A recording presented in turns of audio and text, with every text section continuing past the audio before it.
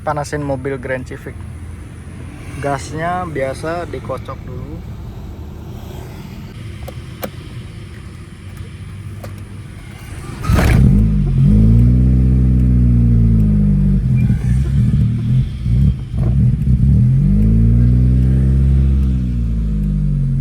Audionya dimatiin aja tipnya.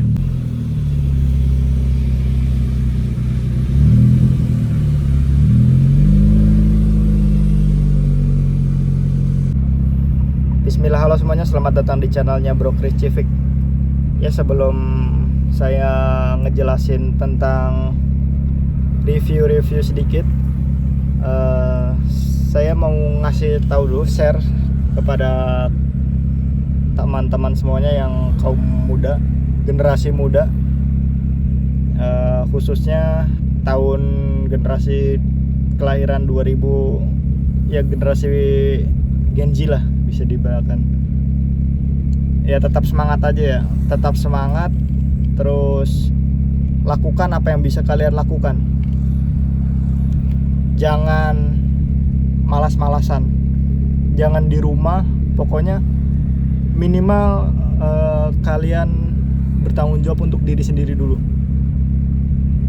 Soalnya di era globalisasi yang sangat abu-abu kayak gini, kita minimal bisa survive untuk diri sendiri dulu. Lakukan dari hal-hal yang kecil.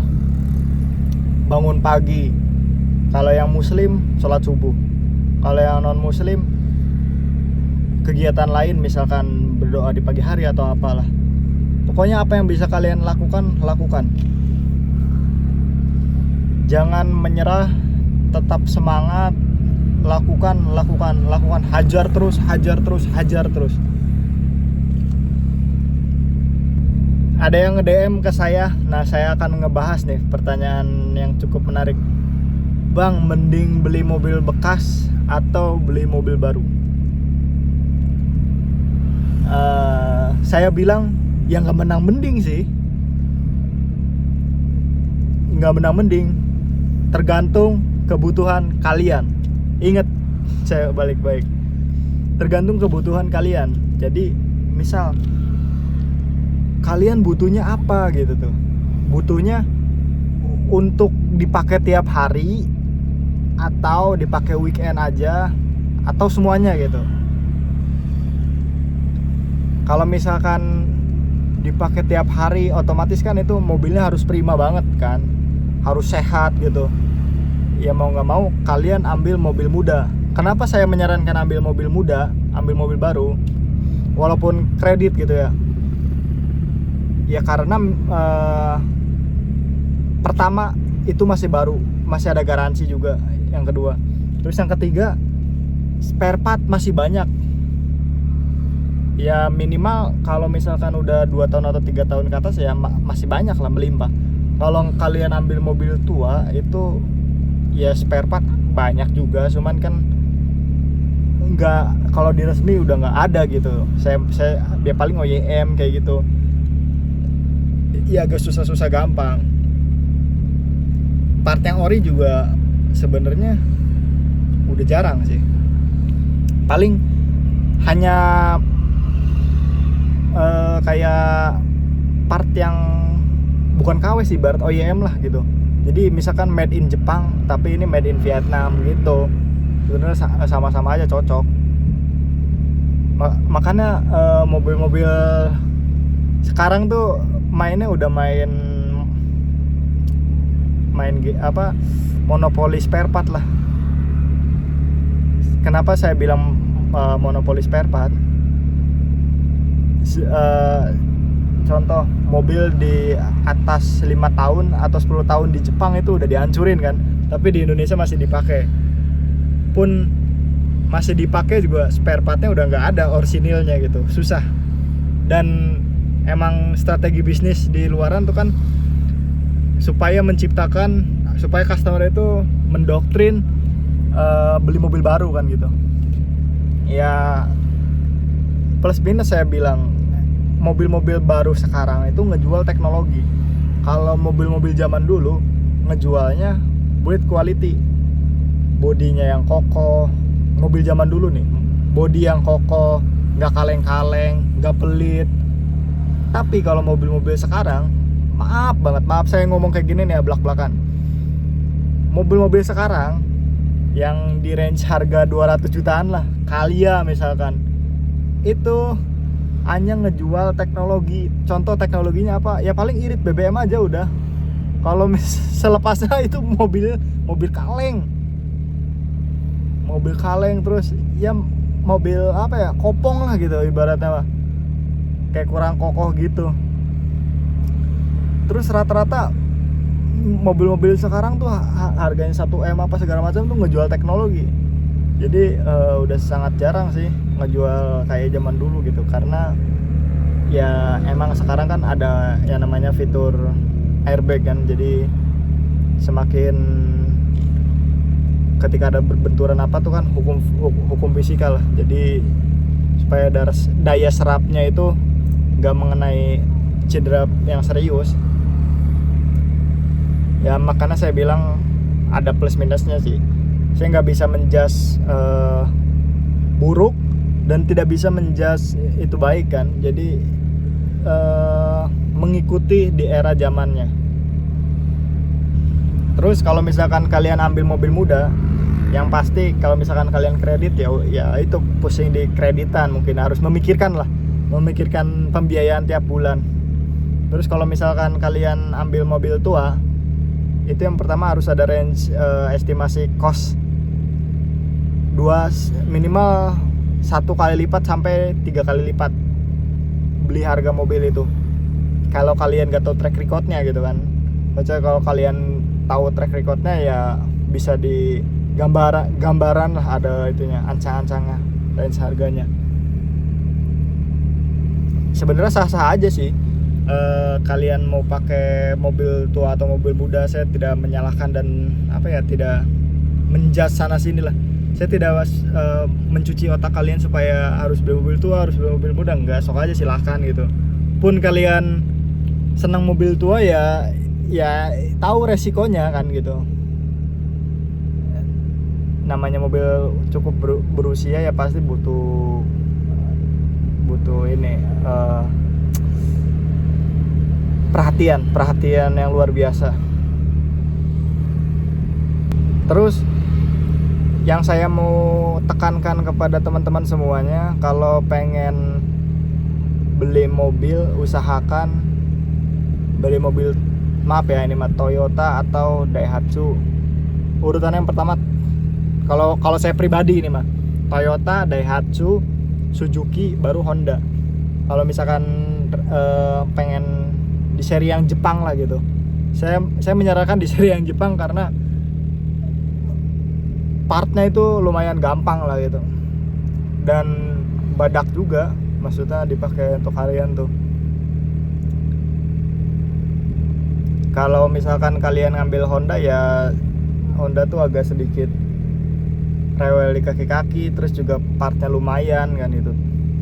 Kalau Toyota ya simple sih, Toyota atau Daihatsu. Saya tidak disponsori sama brand-brand manapun ya, saya hanya menjudge sesuai dengan pengalaman saya sendiri.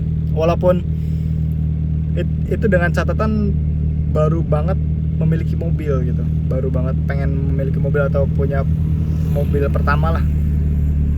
Kalau saya kenapa ambil pilihan keempat yaitu Honda Grand Civic ini. Jadi dulunya ya saya bilang kan, waktu itu bokap punya mobil, sering gonta-ganti mobil lah, dari mobil tua sampai mobil muda kan gitu.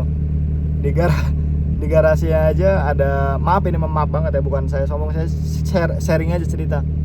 Di garasi aja ada 4 mobil kan, tapi saya sering diajak ke bengkel kan gitu, bayar harganya spare part ya lumayan juga sih. Cuman saya belum ngerasain banget nih hasil kinerja saya dipakai untuk bayar servis tuh belum. Saya ngerasain banget ketika memiliki mobil Honda Grand Civic.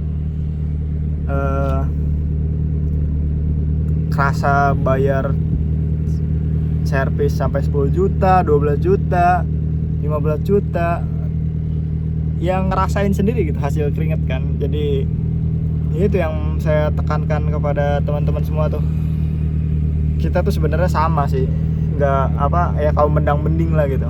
Jadi saran saya ya daripada ngoceh-ngoceh atau ngomel-ngomel ya ambil Toyota, Daihatsu. Yang pertama sebenarnya ya terserah mau kalian ambil Toyota atau Daihatsu lah, yang pokoknya urutan itulah Toyota, Daihatsu, Suzuki, baru Honda kalau yang di seri Jepang kan. Sorry kalau Suzuki itu masuknya ke India sih, cuman Honda itu jangan diopsikan sebagai urutan yang pertama lah gitu. Apalagi kalian kalau pengen melihara BMW atau Mercy, aduh jangan. Kalau misalkan kalian pas-pasan banget tuh uangnya itu, jangan. Saya tidak menyarankan, jangan. Akan jelek gitu, akan kacau, akan pusing. Akan pusingnya kenapa? Ya misal kalian punya budget 100 juta, anggap pengen beli mobil BMW tahun E36, itu kan ada di pasaran di range 20 sampai 35 lah yang masih bahan. Ya itu bakal 3 kali lipat sampai 4 kali lipat sih. Ada aja penyakit Eropa yang kalian agak susah. Terus juga ketika kalian jalan kan itu konsumsi BBM kan boros juga. Masa iya kalian mau ditongkrongin di garasi aja kan, gitu sih. Ya menurut saya sesuaikan dengan porsi. Kalau misalkan dirasa cukup ya sudah gitu, mobil tua tapi yang prima lah gitu. Honda juga sebenarnya cukup, atau mobil-mobil Jepang juga cukup. Jadi jangan muluk-muluk mobil Eropa sih. Emang mobil Eropa tuh luar biasa sih gantengnya itu.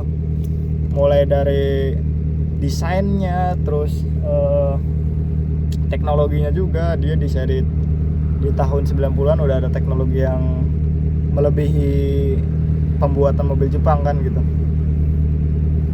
Tapi kalau misalkan dirasa kalian punya ada langganan bengkel yang murah atau yang worth it lah, ya udah silahkan. Saya tidak melarang beli mobil BMW, cuman saya hanya membuka gitu gambaran kalian tentang memelihara mobil kan gitu. Ini memelihara mobil ya, bukan memelihara motor. Jadi jangan samakan motor dengan mobil tua. Jadi walaupun mobil tua juga ada harganya bro, ada cost yang harus dibayar kan gitu. Yang jelas kepada rekan-rekan semuanya, teman-teman saya yang menonton di channel saya ini, tetap semangat aja udah. Lakukan aja, pokoknya lakukan yang terbaik. Minimal kalian bertanggung jawab untuk diri sendiri gitu. Kalian kumpulin uangnya, terus ketika ada budget ya kalian silakan mau beli mobil apapun gitu kan, atau mau beli keinginan yang lain silahkan.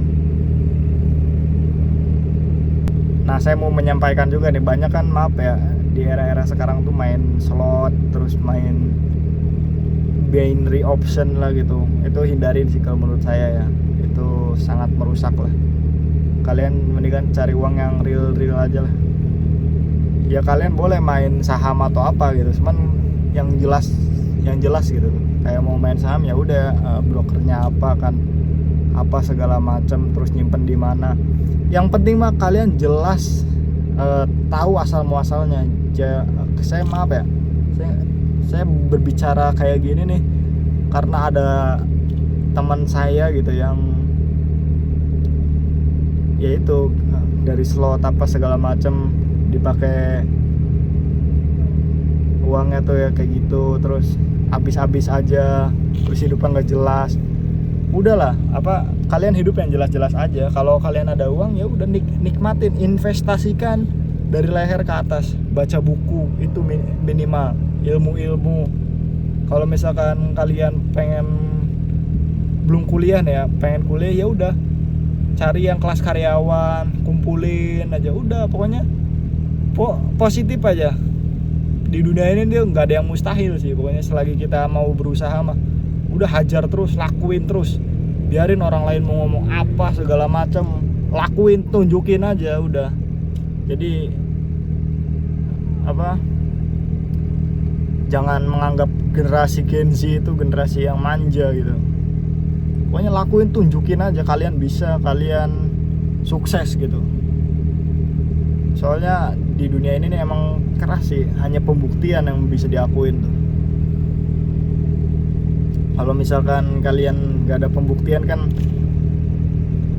omongan kalian tuh dianggapnya kentut kan, biasa kayak gitu, atau apalah omong kosong. Ya mungkin itu aja sih kalau menurut saya. Yang tadi pertanyaan pertama itu mending mobil muda atau mobil tua, saya bilang nggak ada mending-mendingnya. Sesuaikan kebutuhan kalian.